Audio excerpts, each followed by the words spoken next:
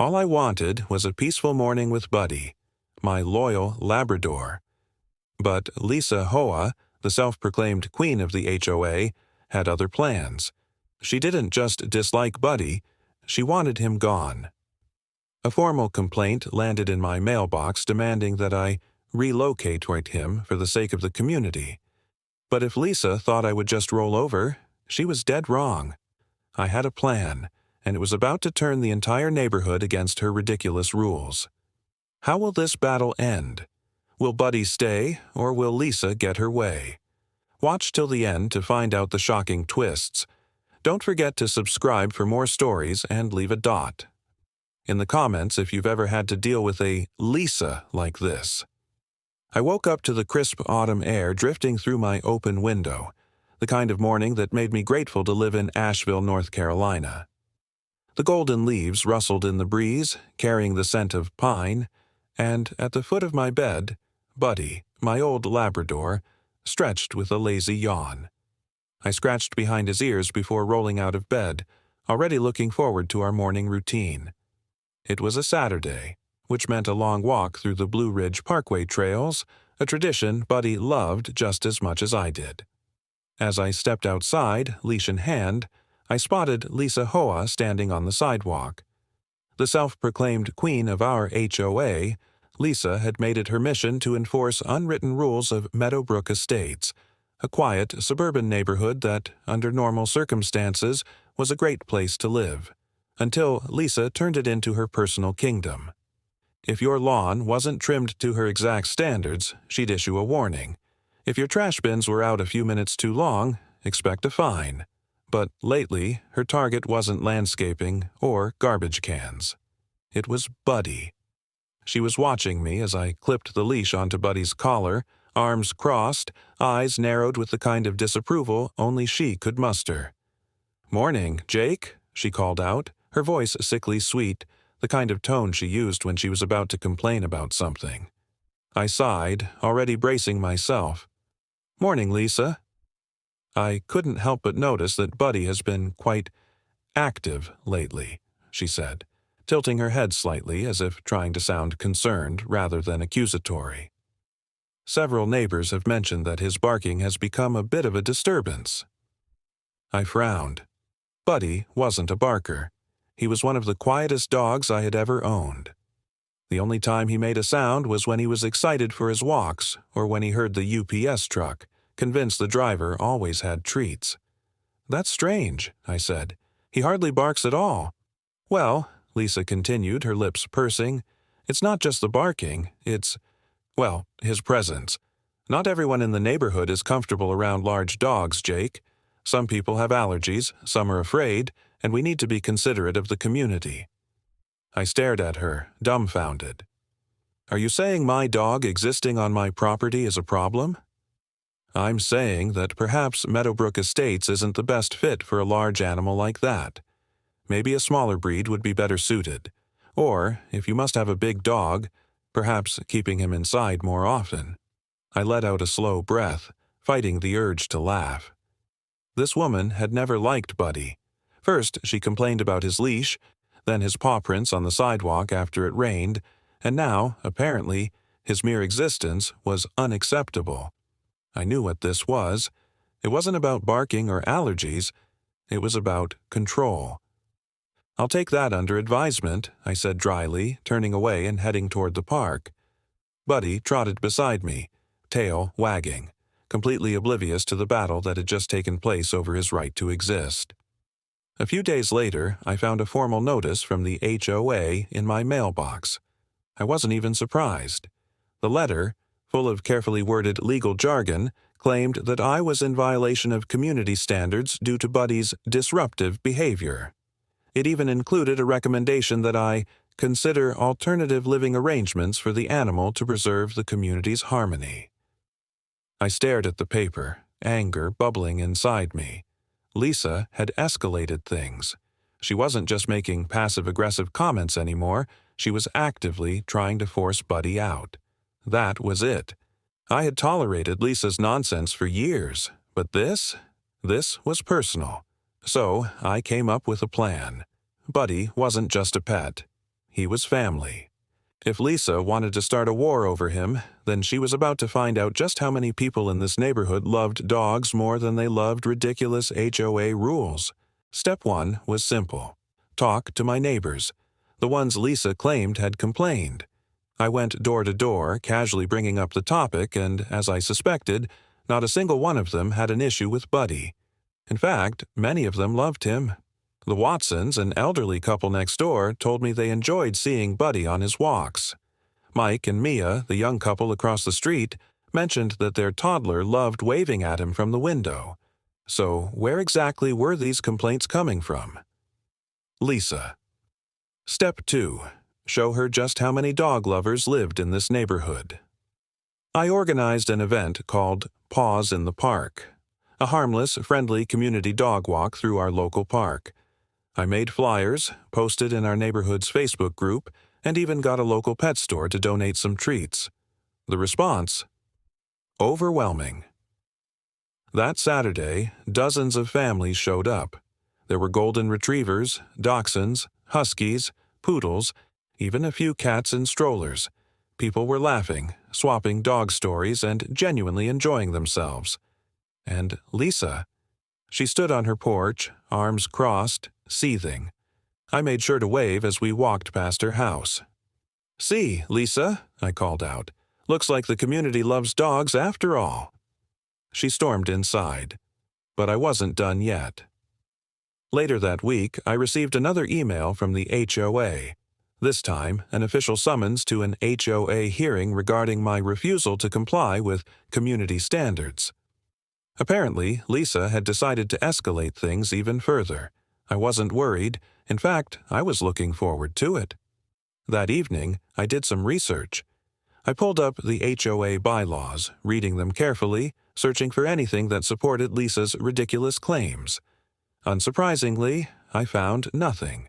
No rules against owning a large dog. No HOA policy about noise complaints beyond the county's general ordinance. Lisa was making it all up. The next day, I showed up at the community center where the hearing was being held. The room was packed, more than usual. Clearly, word had spread about Lisa's latest power trip, and people wanted to see how it played out. Lisa sat at the front, her signature smug expression firmly in place, as if she were about to deliver a crushing legal victory. The HOA board members, Ted, Brian, and Linda, sat beside her, flipping through their own notes. Lisa cleared her throat. "We are here today to address an ongoing violation of community standards regarding a disruptive animal." I leaned back in my chair. "Before we continue, I just have one question. Which rule exactly am I violating?" Lisa blinked. "Well, we have had multiple complaints." "From whom?" I interrupted. She faltered just for a second. "The community." I smiled. "Funny, because I spoke to our neighbors, and not a single one had a problem with Buddy." A murmur spread through the room. Lisa's confidence wavered. I pulled out my own copy of the HOA bylaws. And I also checked the rules. Nowhere does it say large dogs aren't allowed. There's no noise ordinance beyond county law, and there's no policy stating a dog simply being outside is a violation. Lisa's face turned red. She had lost control. And, for the first time, she knew it. Lisa's face turned red as the room fell into silence, all eyes on her. She was used to running these meetings like a dictator, but for the first time she realized she had lost control. I could see her struggling to come up with a response, flipping through her stack of papers as if she could magically pull out a rule that didn't exist. But there was nothing. The HOA bylaws were clear, and she had no legitimate reason to be targeting Buddy. Linda, the HOA vice president, cleared her throat. "Jake is right. There's nothing in our HOA rules that prohibits him from having his dog. If the complaints about noise were legitimate, they would be addressed under county law. But from what I understand, there have been no official complaints filed. So, unless there's any real evidence of a violation, I don't see why we're here." I sat back, arms crossed, watching as Lisa's composure cracked. She had banked on her usual intimidation tactics working. on people just nodding along to whatever she said. But today, the tide was turning, and she knew it. "Well," she finally said, her voice sharp, "just because something isn't explicitly stated in the bylaws doesn't mean it isn't a concern. The fact is, multiple residents have expressed discomfort about large dogs in the neighborhood. We must consider the overall safety and harmony of our community. Not everyone wants to live near an animal of that size." A murmur rippled through the room. A few people exchanged glances, and then one voice rose from the back. It was Mr. Thompson, one of the longest-standing residents in Meadowbrook Estates. "Lisa, we've got plenty of dogs in this neighborhood. The Watsons have a German Shepherd. The Martins have a Doberman. Are you going after them next?" Lisa's mouth opened, then closed, frustration flickering across her face. "That's different," she snapped. "Those dogs have been here for years." I couldn't help but smirk. "So what you're saying is, if Buddy had been here before you decided to start making up rules, you wouldn't have a problem with him?" More murmurs. Lisa glared at me. "This isn't about your dog, Jake. This is about enforcing community standards and ensuring everyone feels safe." "Lisa, you can't enforce a rule that doesn't exist," Linda interjected, her patience wearing thin. "And, from what I'm hearing, the only person who seems to have a problem with Buddy is you." A few chuckles broke out across the room. Lisa's face burned a deeper shade of red. Ted, another HOA board member, finally spoke up. "I move to dismiss this issue entirely. There's no rule violation, no credible complaints, and quite frankly, this feels like a personal vendetta rather than an HOA matter." "I second that," Linda said immediately. Lisa looked around, her desperation growing. She had never lost control of an HOA ruling before, and now it was slipping right through her fingers. "You're all making a mistake," she hissed. "You don't understand the long-term consequences of letting things like this slide. If we don't enforce community order, soon enough, this neighborhood will start to decline." "Lisa, it's a dog," Brian, another board member, cut in, exasperated. "Not a crime wave. Let it go." The vote was called, and it was unanimous. The case against Buddy was dismissed. The moment the decision was made, the atmosphere in the room shifted. People relaxed. A few neighbors clapped me on the back as I stood up, and Buddy, who had been waiting outside with Mike, wagged his tail as if he knew he had won. Lisa, on the other hand, looked absolutely livid. She gathered her papers in a huff and stormed out of the meeting, slamming the door behind her. I thought that was the end of it. I should have known better. The next morning, I woke up to find a brand new HOA email sitting in my inbox. Subject: Urgent. Proposed pet restrictions for Meadowbrook Estates. I groaned, already knowing where this was going. Sure enough, Lisa had drafted an emergency proposal suggesting a new HOA rule. All dogs over 30 pounds would require special approval to remain in the neighborhood. She cited community harmony, potential safety concerns, and long-term property value risks. It was laughable, and it was obvious she was doing this as a last-ditch effort to win. I wasn't the only one who found it ridiculous. Within minutes, the HOA Facebook group exploded with comments. People were furious. "Lisa's really trying to evict dogs now? First she went after garden decorations, now pets? What's next? Banning kids from playing outside? This is insane. We're not letting her get away with this." Then the best post of all appeared. Someone, probably Mike, started a petition to recall Lisa as HOA president. I stared at the screen as signatures started pouring in. 5, 10, 20. Within hours, it had reached 50. By the end of the day, over 70 homeowners had signed. Lisa had finally pushed the neighborhood too far. 3 days later, the recall vote was scheduled. Lisa tried everything to stop it, claiming the petition was invalid, saying it was all a personal attack against her, but it was too late. The meeting would happen, and she would have to face the consequences of years of overreach. When the day arrived, the community clubhouse was packed. I'd never seen so many people turn up for an HOA meeting. Lisa sat at the front, arms crossed, seething. She knew she was losing, but she wasn't going down without a fight. Linda stood at the podium. The purpose of this meeting is to hold a recall vote for Lisa Hoa as president of the Meadowbrook Estates HOA. The petition has met the required number of signatures, and we will now open the floor for discussion before proceeding with the vote. Lisa shot up from her chair. This is a joke. This is nothing but a smear campaign by people who don't respect community order. Everything I have done has been to preserve the integrity of this neighborhood. A voice from the back called out, "You fined me $50 for having a bird feeder." More murmurs. Someone else added, "You made my kid take down a lemonade stand." And another, "You tried to ban Christmas lights last year." Lisa's expression grew more and more desperate. "You're all acting like I'm some kind of villain. I have worked tirelessly to maintain high standards." "But whose standards?" Linda cut in.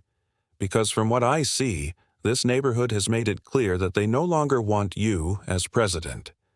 Lisa turned to Ted and Brian, her last allies, but even they wouldn't meet her gaze. It was time for the vote. Linda raised her hand. "All in favor of removing Lisa Hoa as HOA president, raise your hand."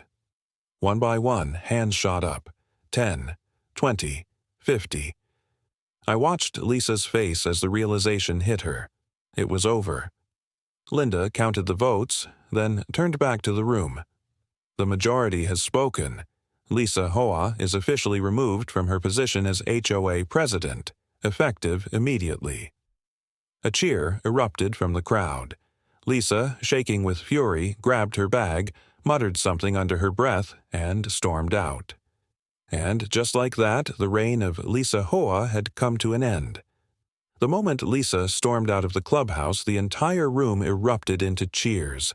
People clapped, some even whistled, and I could hear a few murmured exclamations of relief. The reign of Lisa Hoa had finally come to an end, and it felt like the neighborhood had just been freed from a dictatorship. I exhaled, running a hand through my hair, and glanced around at the people who had come together to make this happen. The energy in the room was electric. For the first time in years, Meadowbrook Estates felt like a community again, not just a place ruled by a power-hungry HOA president who thrived on making other people miserable. As the meeting wrapped up, neighbors started gathering in small groups, talking excitedly about what had just happened. Mike and Mia made their way over to me, both grinning. "Man, I didn't think we'd actually pull it off," Mike said, shaking his head in disbelief. "But wow, that was satisfying to watch." Mia laughed, shaking her head. "I've never seen Lisa so red in the face before. Did you see her trying to argue with Linda? She knew she lost the second those hands went up." I nodded, still letting it all sink in.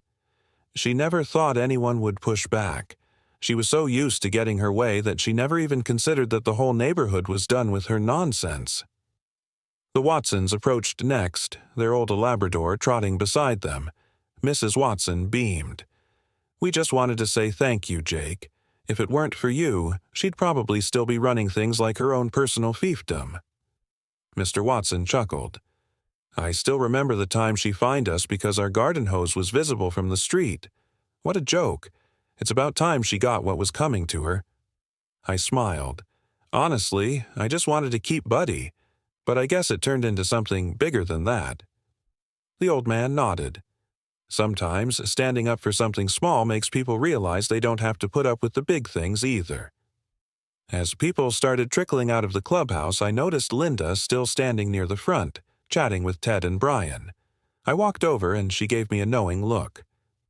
"I suppose you're happy with how that turned out," she said with a raised brow. I shrugged, feigning innocence. "I don't know what you mean. All I did was stand up for my dog." Brian snorted. "Yeah, and in the process, you led an entire neighborhood revolt." Ted chuckled. "Honestly, I think it was long overdue. Lisa made a lot of enemies over the years, but no one wanted to be the first to take her down. You gave them the push they needed." Linda nodded in agreement. "Well, the board will have to appoint a new HOA president, but I have a feeling we'll be making a lot of changes to how things are run around here." I didn't envy whoever had to take over Lisa's role, but as long as they weren't as power-hungry as she was, things could only improve. With one last handshake, I headed out the door, feeling lighter than I had in months. When I got home, Buddy greeted me like he always did, tail wagging, eyes bright, completely unaware of the war that had just been fought in his honor. I knelt down, scratching behind his ears. "You have no idea what we just went through to keep you here, do you?"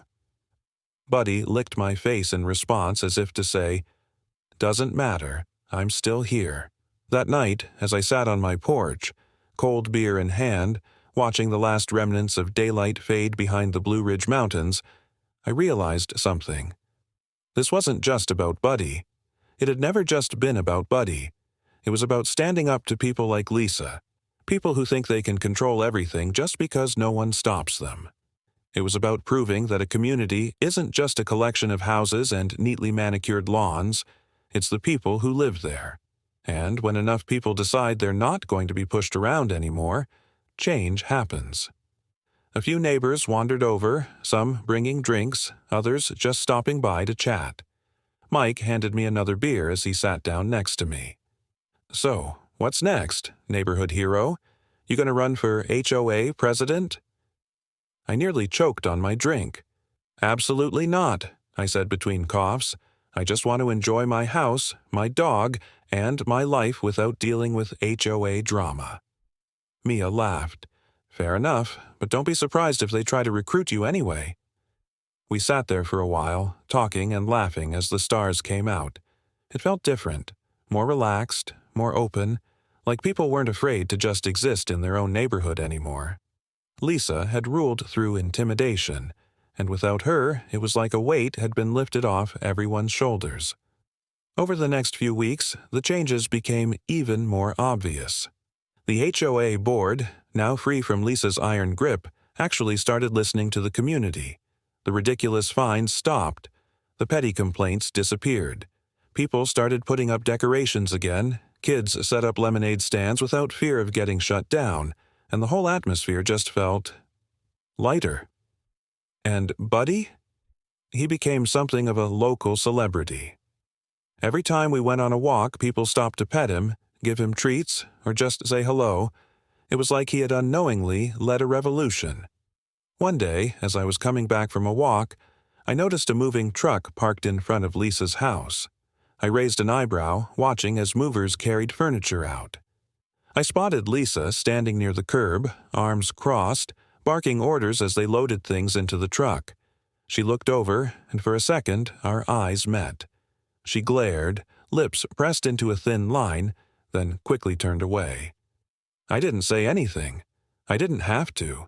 She had lost. She knew it. And now, she was leaving. I stood there for a moment, watching as the truck pulled away, then glanced down at Buddy, who was happily sniffing the grass, oblivious to it all. "Looks like we won, Bud," I murmured. He wagged his tail, and we walked back toward the house, ready to finally enjoy the peace we had fought so hard to get. Justice had been served. And it felt damn good,